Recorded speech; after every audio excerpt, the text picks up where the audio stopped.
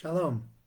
I'm Rabbi Davidovich, speaking to you on behalf of the Web Yeshiva, speaking to you from Efrat, Israel.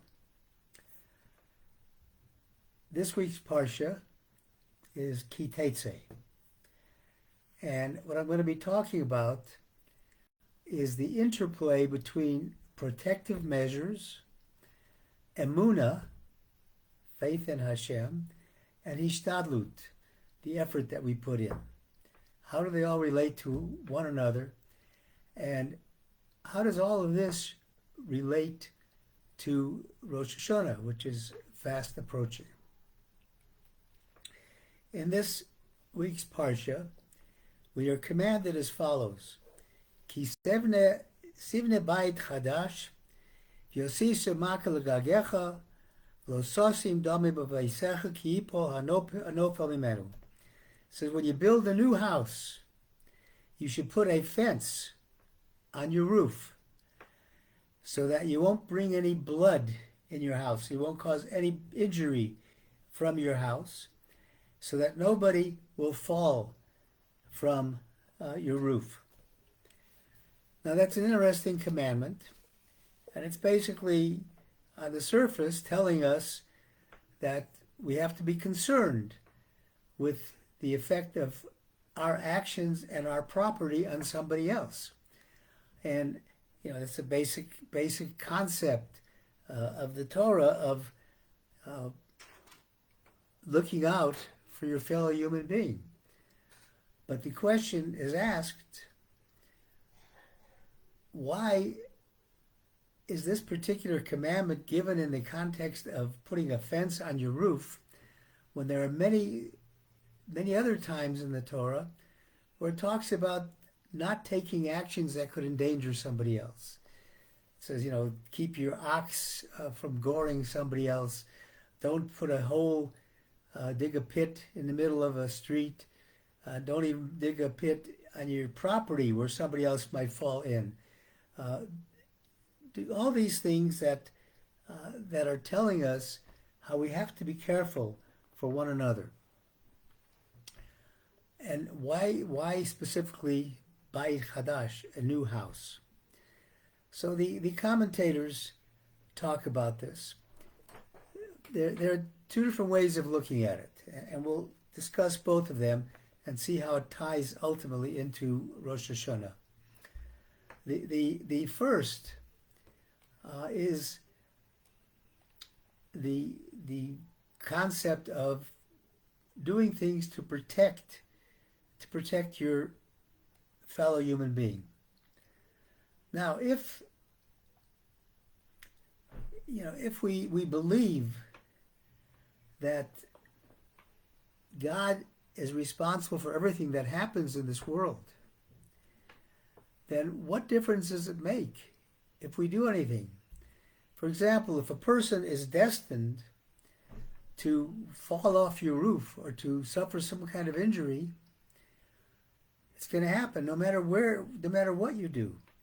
And that's indicated by the language. The language of the sentence I just read doesn't say if somebody will fall off. It says so that the person who has fallen has already been designated as somebody who's going to suffer this fate, or any particular fate, that's already been decreed. So what do you have to do anything? So that's one of the questions that is raised. And the question is, do we use our Emunah, our faith in God, and say that, I have faith that God is not going to let anybody who's not deserving of punishment fall off the roof or be injured by anything I do? Or do you do hishtadlut? Do you have to make an effort? For example, we are told in the very beginning of the Torah, with the story of Adam and Chava, Adam and Eve, "B'zeyes apecha tochel lechem," with the sweat of your brow, you will earn your food. Meaning that we got to work for our food. You would think that if we have strong emunah, strong faith, we don't have to do anything. But no, right at the beginning of creation, God tells us that we have to do some hishtadlut. We have to put our effort in. So we've got to put an effort in. And here what we are doing is we are putting our effort in so that if somebody is injured, it's not due to our fault. We don't want, even if somebody's decreed that they should be injured, we don't want to be the instrumentality that is causing that. Now there's an interesting comment by the Al-Shach, Rabbi Moshe Al-Shach, who lived about 500 years ago, and he says,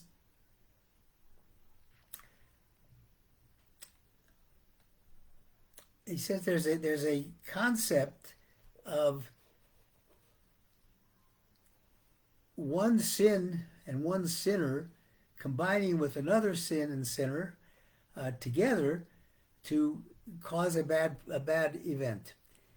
For example, he says that maybe if the person who owned the house wasn't a sinner, had merit, and then somebody who had sins, had wrongdoings, came up to the roof, but it wasn't enough to cause his death, he wouldn't fall. But if the person in the house is a person who also has done wrongs, those wrongs, those two people combine, according to the Al-Shach, and they produce a situation where the person does fall. It's similar to what we are told many times: stay away from a bad neighbor, a bad friend. Don't put yourself in a situation where you're going to be negatively influenced. But the main aspect is this is that we can't just rely on our faith that nothing's going to happen. We have to do something, and the Torah is telling us specifically we have to take action to do something. And that's on the physical level to prevent harm. But there's also a spiritual level that we have to put a fence around our roof. When the sentence says, talks about Gagecha, your roof, the roof is the top, it's the Rosh, it's the head of the building. So the Tivot Shalom points out that similarly, we each have a Rosh, a head. And in this head, we have 7 different portals to reach the outside. We have our eyes, we have our ears, our nose, our mouth. And what the Torah is telling us is you need to put a guard on all of these things.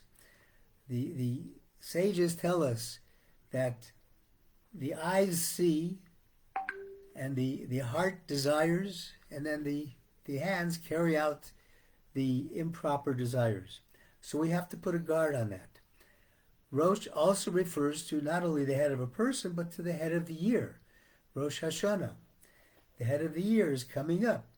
So in order to prepare for Rosh Hashanah, in this month of Elul, preceding Rosh Hashanah, we all have to prepare and put a fence around our roof, a fence to prevent us from going beyond what we're supposed to do, doing negative things, doing things that God doesn't want us to do.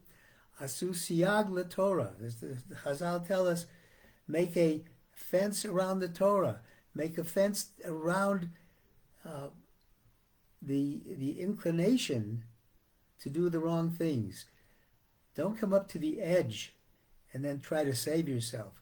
Make this fence, make the barrier, make the inhibitions built within you so you can avoid doing what is wrong.